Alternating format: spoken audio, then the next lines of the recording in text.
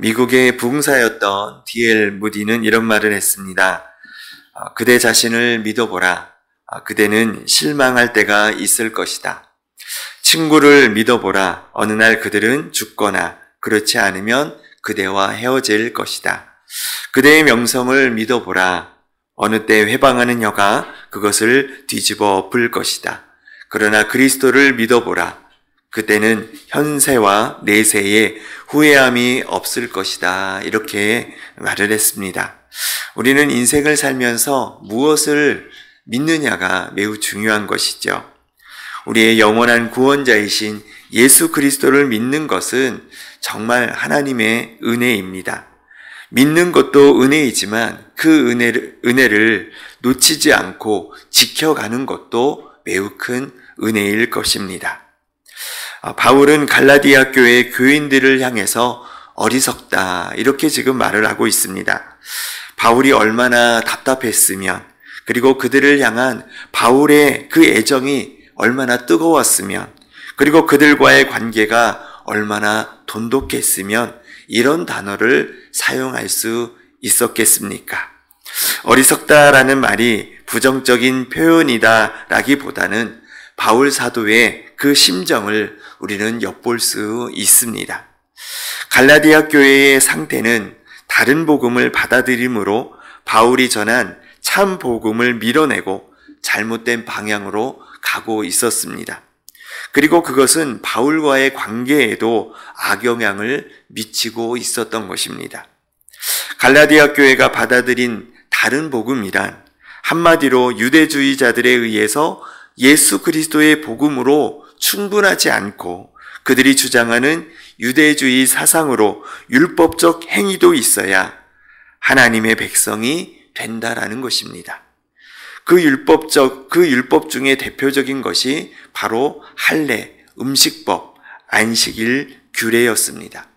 그래서 갈라디아 2장에서 바울과 바나바 그리고 디도가 예루살렘 교회에 방문했을 때에 유대주의자들이 이방인 회심자 이 디도에게 할례를 행하려고 했던 것이죠.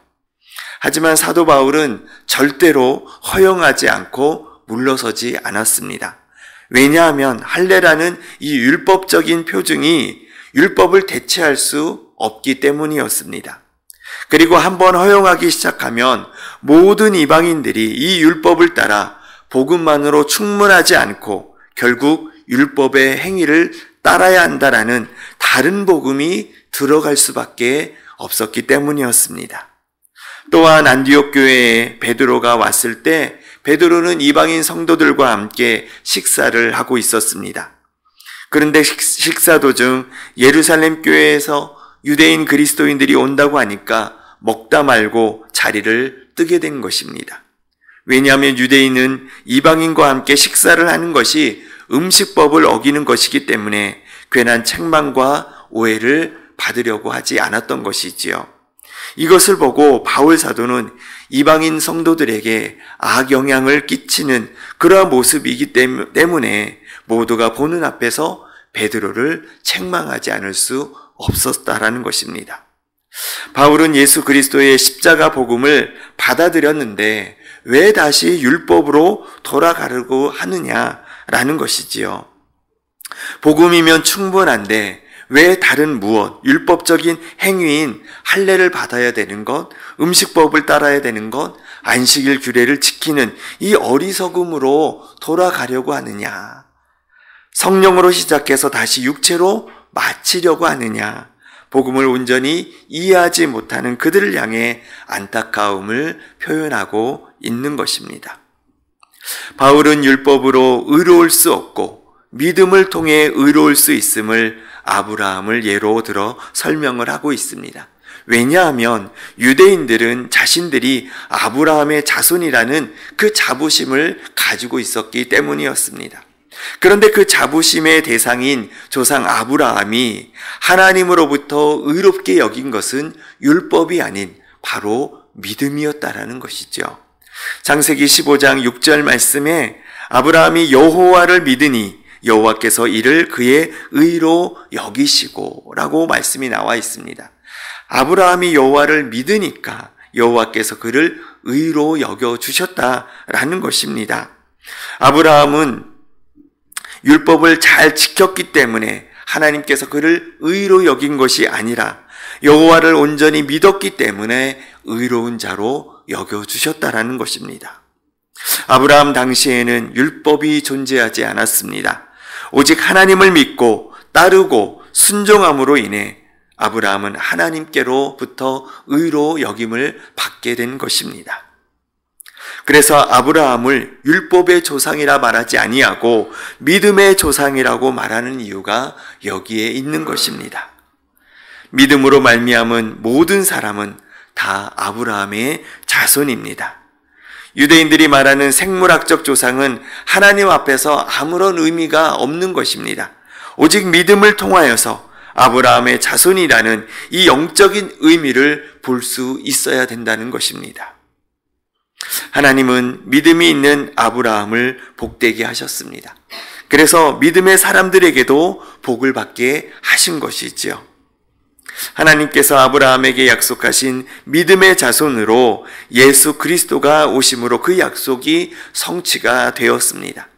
예수 그리스도 안에서 모든 열방을 향해 아브라함의 복이 믿는 자에게 주어지게 된 것이지요. 그렇다면 율법은 폐기 처분해야 되는 그런 옛 언약일까요? 오늘 본문 19절 말씀에서 그런즉 율법은 무엇이냐? 범법으로 더하여진 것이라 천사들을 통하여 한 중보자의 손으로 베푸신 것인데 약속하신 자손이 오시기까지 있을 것이라 이렇게 말씀하고 있습니다. 율법의 본질적인 의미는 바로 죄를 구분할 수 있는 것입니다. 율법이 오기 전에는 그것이 죄인지 아닌지 구분할 수가 없었습니다. 이스라엘 백성들이 이 율법을 하나님으로부터 주어질 때가 언제였습니까? 그것은 이스라엘 백성이 애굽을 탈출하고 약속의 땅, 하나님께서 세우신 그 거룩한 땅, 가나안 땅에 가는 그 도중에 시내산에 있는 시내 광야에서 하나님의 율법을 받았습니다. 이 율법을 주신 것은 하나님의 백성으로 삼아 약속의 땅으로 인도하는 언약적 관계로 주신 것입니다. 하나님은 이스라엘 백성을 자기의 백성으로 빚어가시기 위해서 율법을 주신 것이죠. 왜냐하면 그들은 430년 동안 애굽에 있으면서 애굽의 사고방식, 애굽의 그 사상으로 꽉 채워져 있었습니다. 한마디로 그들은 민족성이 히브리인일 뿐이지 모든 체질은 애굽 사람이었던 것입니다. 그래서 하나님의 율법을 통해 그들의 죄의 체질들을 제거하고 하나님 나라의 거룩한 백성으로 새롭게 만들기 위함이었던 것입니다. 그래서 율법은 하나님 앞에서 의롭다 하심을 얻기 위한 것이 아니라 무엇이 정결한 것이고 무엇이 부정한 것인지를 구분하기 위한 것이었죠. 다시 말해서 무엇이 죄인지 구분할 수 있게 하기 위함이었던 것입니다. 애굽에 속해 있던 존재에서 하나님의 은혜의 백성이 되기 위해서 율법을 주신 것입니다. 그렇다면 이것을 통해서 율법의 핵심의 가치는 무엇이겠습니까? 그것은 바로 우리가 너무나 잘 알고 있는 사랑이라는 것이지요. 하나님께서 자기 백성으로 삼으신 것도 사랑이었고 이 율법의 그 본질적인 내용도 사랑에 대한 부분이었습니다. 당시 수많은 민족이 있었습니다. 그럼에도 불구하고 하나님은 그 많은 민족 중에서 노예로 있었고 인구도 적었고 연약한 그 민족을 하나님께서 택하신 것입니다. 하나님의 전적인 은혜로 그 조물주의 백성으로 삼아주신 것이지요. 그렇게 선택하고 부르신 민족이기에 하나님의 사랑을 입은 백성이 되었던 것입니다. 그 백성에게 주신 율법은 하나님을 사랑하고 하나님의 백성끼리 서로 사랑하는 것이었습니다. 이것을 예수님께서 한마디로 정리하셨죠. 세 계명을 주노니 서로 사랑하라 라는 말씀입니다. 율법은 여러 제도를 통해서 하나님을 사랑하고 하나님이 원하시지 않는 죄가 무엇인지를 깨달아 그리고 하나님과 화목하기를 원하셨습니다. 또한 사람들 사이에 일어나는 여러 문제에 대해서도 하나님께서 화평하게 하기 위해서 이러한 규례로 정해 주신 것이지요. 억울하지 않게 최대한 공평함을 주신 내용들이었던 것입니다. 그런데 이 율법의 진정한 의미를 깨닫지 못한 이스라엘 백성이 나중에는 형식적인 행위로 그 의미를 변질시켰던 것입니다. 자기들 편의로 또 차별을 하기 위해서 율법을 의무로 변경했던 것이죠. 그것이 유대주의자들이 말하고 있는 할례와 음식법과 안식일 규례였던 것입니다. 그렇다면 율법의 역할은 무엇이겠습니까? 오늘 본문 24절에 이같이 율법이 우리를 그리스도께로 인도하는 초등교사가 되어 우리로 하여금 믿음으로 말미암아 의롭다함을 얻게 하려 함이라 이렇게 말씀하고 있습니다. 여기서 초등교사는 헬라어로 파이다고고스라고 부릅니다. 이것은 보육교사라는 의미입니다.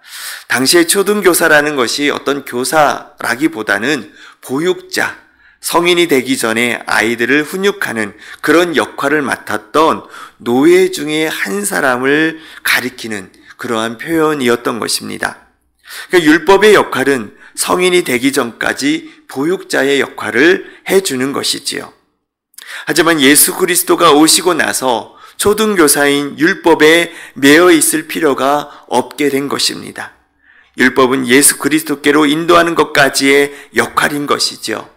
그런데 예수 그리스도의 복음을 알고 나니까 그 율법의 역할이 무엇인지 깨닫게 된 것입니다. 그래서 율법은 예수님의 그림자와 같은 것입니다. 예수 그리스도의 실제를 미리 엿보게 만들어주는 그림자 역할을 바로 율법이 한 것이지요. 그림자를 보면 그것을 통해 사물의 형체를 어느 정도는 알 수가 있습니다. 하지만 사물의 실체가 그 모습을 드러내면 이제 더 이상 그림자를 볼 필요가 없지요. 왜냐하면 그 실체가 우리 눈에 보이기 때문에 그림자는 더 이상 중요하지 않은 것입니다. 결국 율법을 통해 예수 그리스도가 어떤 분이신지를 알게 된 것입니다. 율법의 실체이신 예수 그리스도를 통해 매여있던 우리가 자유를 얻게 된 것이지요. 그래서 율법은 불완전한 것이 아니라 예수 그리스도를 통해서 완성된 것입니다.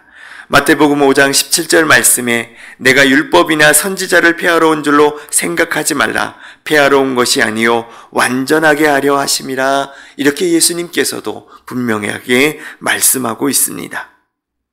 율법이 복음의 반대편에 존재하는 개념은 아니라는 사실을 우리에게 말씀해주고 있는 것입니다. 율법이 무조건 부정적인 요소도 아니라는 사실인 것이죠. 복음이 율법을 포용하고 품고 있는 것입니다. 율법이 복음 안에 있는 것이지요. 그래서 복음이면 충분한 것인데 다른 복음을 전하는 유대주의자들은 복음보다 율법을 더 큰 의미로 생각하고 있었던 것입니다. 바울은 갈라디아 교회 교인들에게 전달하고 있습니다. 율법을 완전히 충족시킨다고 해서 그리스도인이 되는 것이 아니라는 것입니다. 종교적인 행위를 통해 신앙의 수준과 경지를 올라가야 구원받고 진정한 그리스도인이 되는 것이 아니라는 것입니다. 율법은 예수 그리스도가 구원자 되심을 비추어주는 거울과 같은 것입니다. 예수 그리스도를 진정으로 믿어 구원받은 사람이 신앙적인 행위로 나타나는 것이지 신앙적인 율법적 행위를 통해 의롭게 되거나 구원을 받는 것이 아님을 바울은 분명하게 선포하고 있습니다. 오늘날 수많은 교회의 성도들이 종교성에 빠져 신앙의 행위만을 중요하게 여기고 그것을 통해서만이 의롭게 된다라고 생각합니다. 예수님의 복음을 믿는 것으로 충분하지 않고 신앙적인 행위를 통해서 자신의 정체성을 찾으려고 하고 있습니다. 신앙생활의 종교적 행위가 잘못된다라는 것을 지적하는 것이 아닙니다. 종교적인 행위가 믿음보다 복음보다 앞서서는 안 된다라는 것입니다.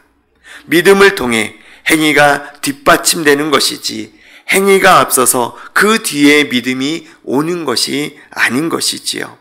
왜냐하면 이런 신앙적인 행위가 얼마든지 형식적이고 율법적으로 나아갈 수 있기 때문인 것입니다. 그런 신앙적 행위로 같은 믿음의 지체들을 판단하고 정죄하고 편가르기 하고 선을 긋는 것은 절대로 복음적인 모습들이 아닌 것입니다. 그래서 28절 말씀에 너희는 유대인이나 헬라인이나 종이나 자유인이나 남자나 여자나 다 그리스도 예수 안에서 하나이니라 이렇게 말씀하고 있는 것이지요. 복음을 믿는다라는 것이 바로 이러한 말입니다. 누구든지 예수 그리스도 안에 있으면 하나님의 자녀요 사랑으로 완성되어져 가는 공동체라는 것입니다. 복음을 온전히 믿을 때 우리는 차별하는 것이 아니라 모두가 하나님의 자녀로 하나가 되기 위해 힘쓰는 것입니다. 하지만 종교적 행위가 앞서면 그 범위에 들지 못하는 지체들을 결국 신앙의 수준으로 자기들만의 성을 쌓아가는 복음적이지 못한 그런 모습들을 나타나게 되는 것입니다. 이것이 바로 갈라디아 교회에 침투한 유대주의자들에게 전하는 다른 복음이었던 것이지요. 오늘 하루 나는 믿음이 앞서서 행위가 뒤따르고 있는 것은 아닌지, 복음을 믿는다고 하면서 혹여나 복음의 지체들을, 믿음의 지체들을 행위로 판단하고 있는 것은 아닌지, 그래서 나는 괜찮은 사람이고 그렇지 못한 사람은 외면해야 되는 것은 아닌지, 오늘 본문에서도 오직 의인은 믿음으로 살리라 라고 말씀하시는 이 믿음, 또 의인이 무엇인지를 우리가 다시 한번 생각하고 율법적인 어떤 행위에 우리가 그것으로 나의 정체성을 삼는 것이 아니라 복음이면 충분합니다.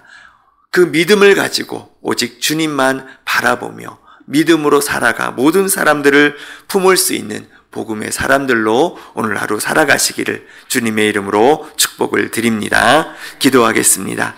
사랑하는 하나님, 갈라디아 교인들을 향해 다른 복음에 빠져 있는 그런 안타까운 모습에 다시 참된 하나님의 복음이 무엇인지를 다시 한번 설명하며 그들이 다시 다른 복음에서 벗어나서 참된 복음 앞에 세워지기를 바라는 바울의 심정을 오늘도 말씀을 통해 보게 하여 주시니 참으로 감사합니다. 하나님, 오늘날도 우리가 어떤 종교적 행위나 율법적인 행위에 빠져서 그것이 복음보다도 더 중요하고 오히려 그것으로 내가 그리스도인이라는 정체성을 삼고 있었던 것은 아니었는지, 오히려 그것을 통해서 나는 의로운 자라 여겨서 혹여나 다른 믿음의 사람들을 선을 긋고 또 나만의 어떠한 그러한 수준으로 생각하고 있었던 우리의 어리석고 잘못된 그런 부분들이 있었다면 하나님 다시 복음 앞에 설 수 있도록 도와주시옵시고, 하나님 그 복음을 통해서 하나님께서 모든 것을 품으시고 또 모든 것을 사랑으로 베푸셨던 그 복음의 그 진리를 우리가 다시 한번 분명히 깨달아 모든 사람들을 품고 하나님 종교적인 행위가 아닌 믿음으로 하나님 우리가 살아가는 존재임을 다시 한번 기억하고 하나님 그 복음 앞에서 하나님 우리의 신앙적